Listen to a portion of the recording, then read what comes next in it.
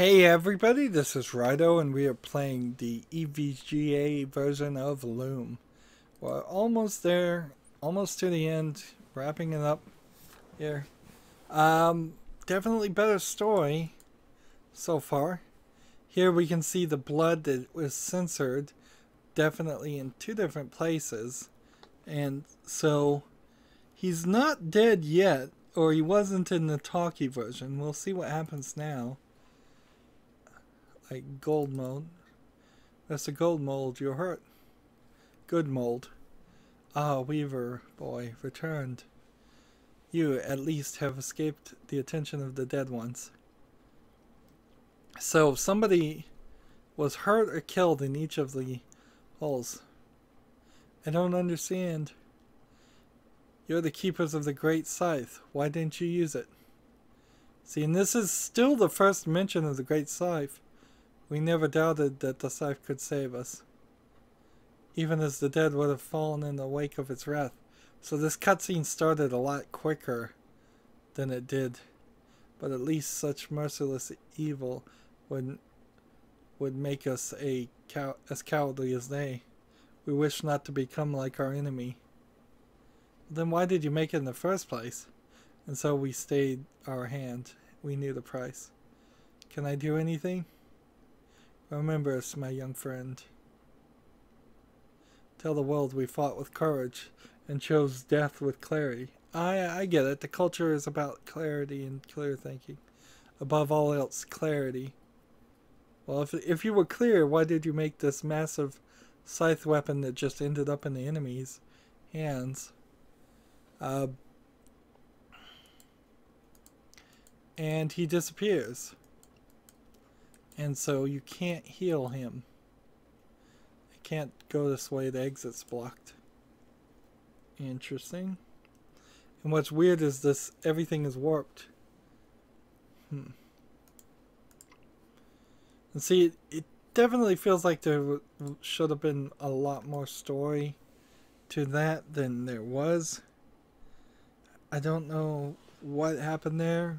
It seems like this game was just underproduced and underwritten in a weird way. So we need to do E, C, E, D. Oh, nope, I gotta do it the other way. D, E, C, E. Like, it feels like if they were gonna write this as a story, they could have taken it from a short story into a light novel territory and have a lot more story and interaction and dialogue and backstory. And I know there's an audio drama out there somewhere that probably touches on a bunch of this, but you really need to get all of that in the game for it to count for me, and it isn't there. I'm not sure that 1990 was the right time to even make a game like this, honestly. Excellent, son. Only one hole awaits your attention. So now we can go this way. We could try maybe healing on this duck. Her eyes just like mine. Let's see, we can go ahead and try this. A CCA.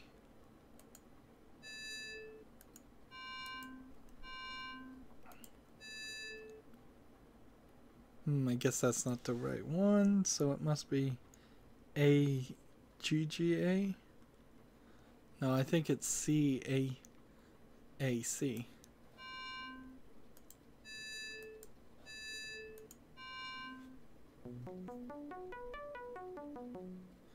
The draft won't work on her. I don't think any of the drafts would work on her. Or if there is one that works on her, I don't know what it is. Bobbin, there's still one hole you have yet to seal. Really? Did I miss one? Which one it is? Which one is it? Oh, it's the big one, I bet. At the very beginning that we came through. This whole strategy seems to make very little sense. You're locking the dead and chaos out of where they should be, so they can't use the outside as a quicker means of moving, even though they've already turned the forge into a floating cloud city. It seems like you're not really inconveniencing them that much. Alright, so now I need to close this, which should be this, this, this, this, if I did that right.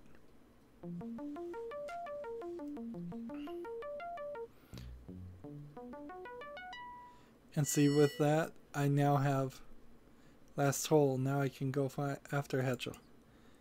So now I have the 5th tier spells that I'll only use once. And it feels like in the final battle, in a modern game, you would have new, unique, or amazing ways of compiling and reusing what you've learned up to this point. Instead, it's pretty much you just forget what you were doing up to this point, all those spells, and you learn 3 more spells and you do them backwards, and that's really the only concept that travels from almost the beginning of the game to the end of the game. It would be interesting if maybe you could mix and match 2 spells, but then that becomes very exponentially complicated if you do something like that. So I could certainly see why Loom wouldn't do that. I could certainly see why a modern game wouldn't do that. See, this is all warped and bent. And I can't click on the thorns.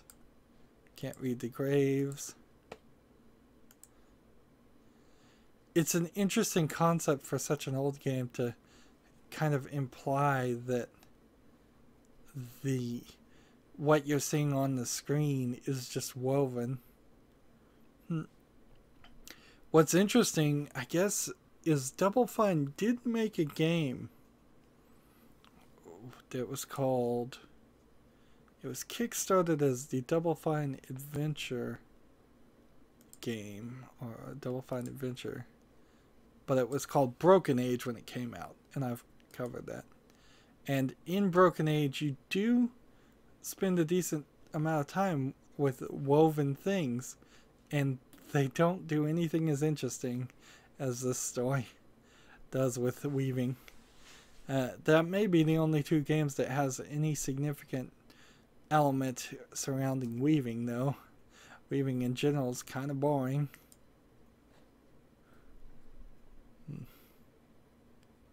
So let's see what the Loom has to tell me.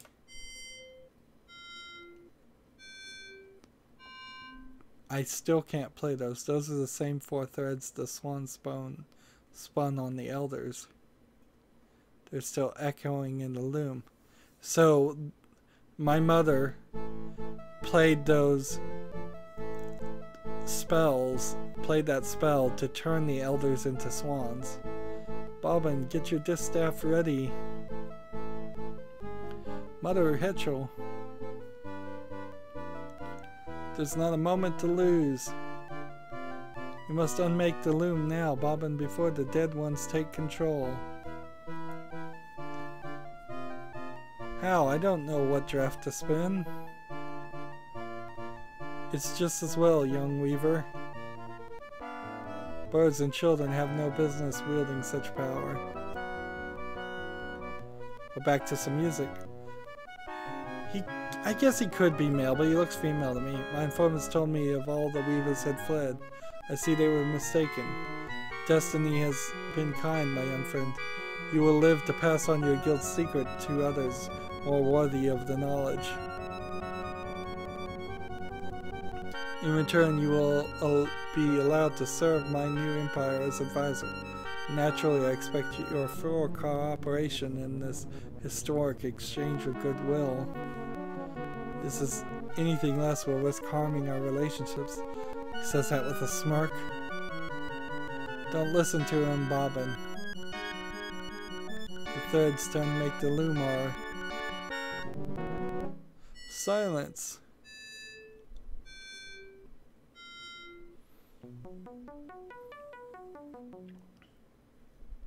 Hetchel, what's the matter? Say something. What did you do to her? Do not approach too closely, Weaver. I lose patience easily in the proximity of inferior beings. You will now instruct me on the use of this fascinating instrument. So, what's the point of Chaos having the scythe? I have no idea. Over my dead body, preference noted. Like, so I've got to unsilence her, which, let's see, should be maybe FGAB. So,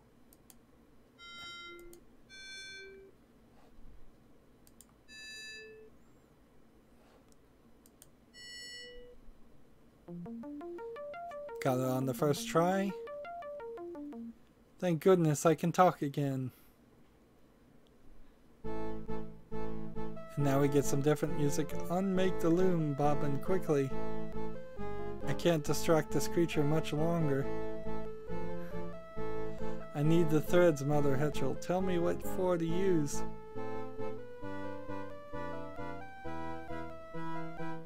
Ducks are meant to be eaten, not heard. And so that's the transform. I believe we were discussing the secrets of the loom. So now I've got to do this, which is, I think, BABA, so backwards that should be ABAB.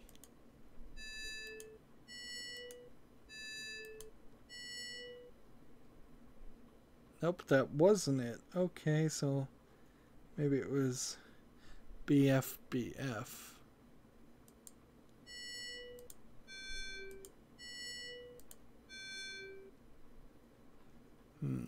No, so it must be BCBC.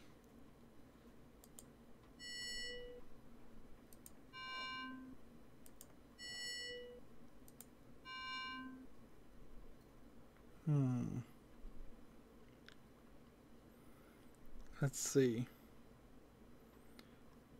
So I think I'm doing some of these backwards. Let's try this again.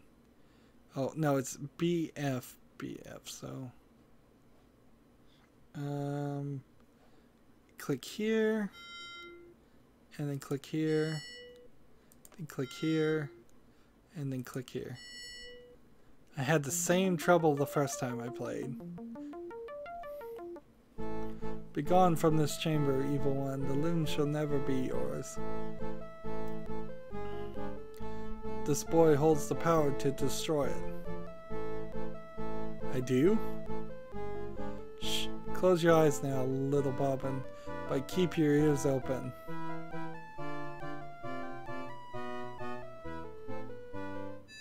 The bard has annoyed me once too often. Here descends the third shadow.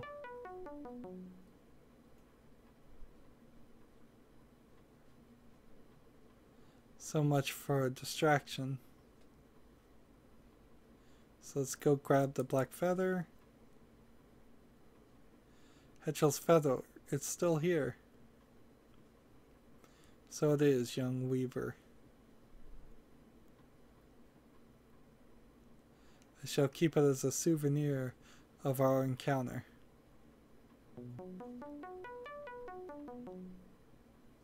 You leave that feather alone. Make me, hee hee hee. Alright, so now we do the unmaking, which is either ABBA or BCCA. Let's try ABBA.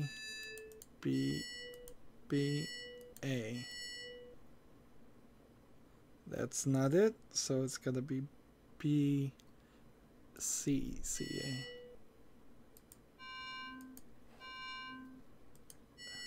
I mean B, C, C, C, B.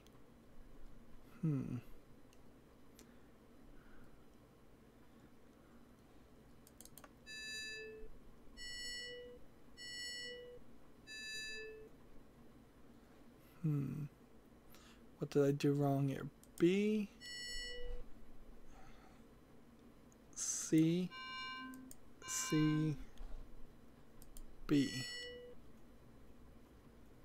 That's not right. So A, B, B, A.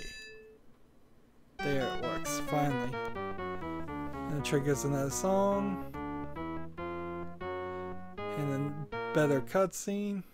Bobbin, Bobbin, you did it. The loom is unmade, beyond evil's reach. Ignorant fools, what have you done? None of us can pass across this rift your weaver mischief has so blindly created. Your pious meddling has foiled my dream of an eternal empire bound together under one rule. Mine. The dead one is correct, my son. The final draft tore the pattern in half. So 2 worlds, maybe? This is a sad fate indeed for the innocents trapped on the other side. However, it is also a chance for we on this side to begin a second pattern. Cleanse the wickedness. So they are going to remake the world. Come. It's time for us to weave our destinies anew. But we can't just abandon half the universe. I fear we have no choice. What a weird way to end the game. Until our side of the pattern is mended, we can't return to the other. Take your rightful place among us now.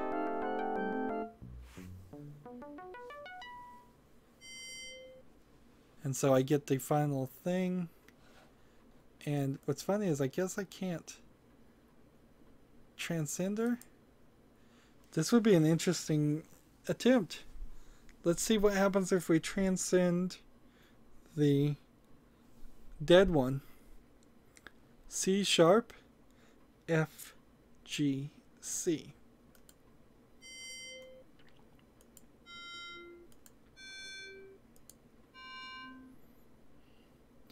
No use, Bobbin. That side of the pattern is beyond the reach of our threads now.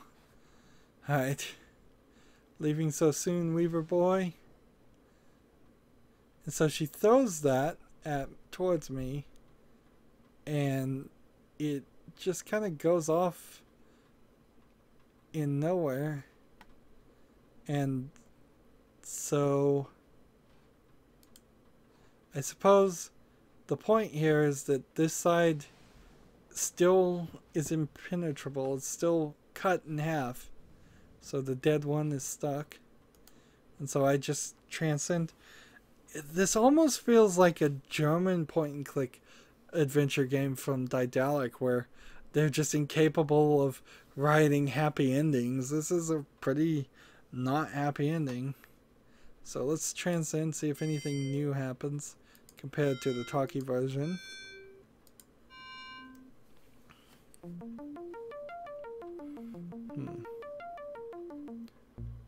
Fly away while you can, Weaver boy. One day we will meet again. Bobbin, it's time.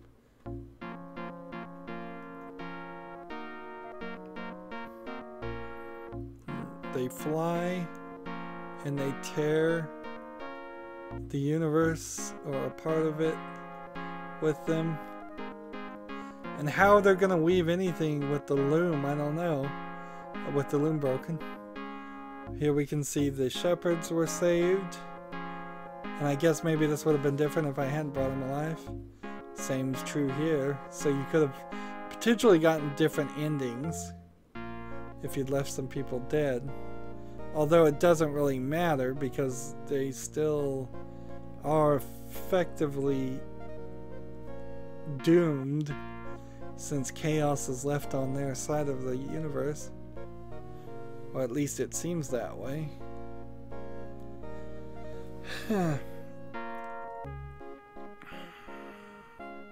So,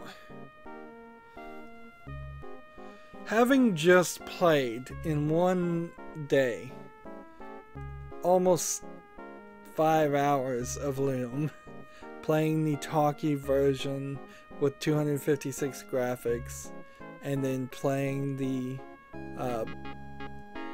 oh, this isn't MIDI, it's ad-lib. Ad-lib's a little bit better than MIDI.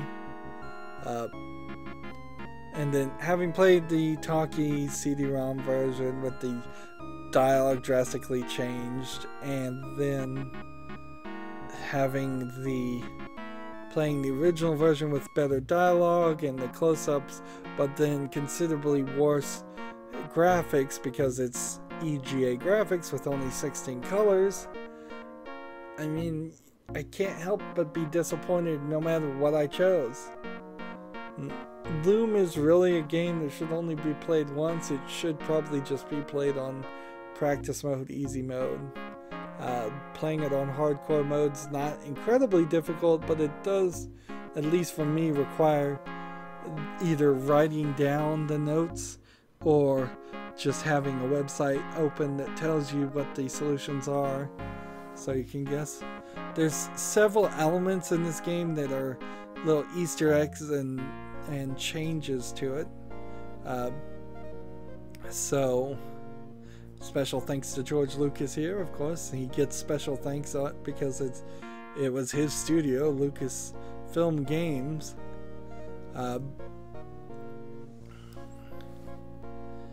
But yeah, I'd say only play this once, and then maybe go play Legend of Zelda or Ocarina of Time and see what you do better there, where you have more adventure and you have to go through a dungeon and defeat enemies to unlock more music. I would argue that probably even in Ocarina of Time there's a moderately limited number of instances when you actually use the music. It's the same here. This game would have been better to have a secondary mechanic or conversations, interactive dialogues, all the things that you see in later point-and-click adventures. As far as I know, this is one of a very few point-and-click adventure games, or Scum games in particular, that doesn't have the verb boxes where you have push, pull, pick up, talk to, look at. It really is a terrible way to end the story, but the story is much better in the EVGA version. Again, I would say though, there is that FM Towns version. If you wanted to find the happy middle, I think that's probably where you would do. Less is changed in the FM Towns version versus the CD-ROM talking version. But then you don't have the talking. But honestly, there's so little talking in the talking version. I wouldn't play this one at all. So I have to revise my initial thought as we wrap up here. My initial thought was definitely just play the Steam version or play the original version. Now, having seen it and how it goes, I think you're better off probably doing the FM Towns version to get slightly better graphics for the exchange of slightly worse dialogue. None of the versions are great. I'd love to see a remake though. I like this story. I like this out there fantasy. We don't really get fantasies that are this crazy. Everything nowadays is all based on Tolkien stuff. It's elves, orcs, ogres, hobbits. Same thing we've heard over and over again in so many stories. When's the last time you saw a story about a weaver that loomed the fate of the universe? Well, now I guess it would be Loom. This one's definitely a historical oddity worth checking out if you are a historian. Probably not that worth checking out if you just want to play a modern game or just a normal game. Anyways, that's going to be it for this series. I hope you enjoyed it. As always, I ask you to like, share, subscribe, click the notification bell so you get notifications when you subscribe, comment, and watch every second of my videos because all of that helps me out and tells YouTube that my videos are worth watching. If you want a friend or follow me on Facebook, Twitter, Tumblr, Google+, Steam, or Battle.net, all of those links are down below in the description box. Thank you for watching. Have a good evening.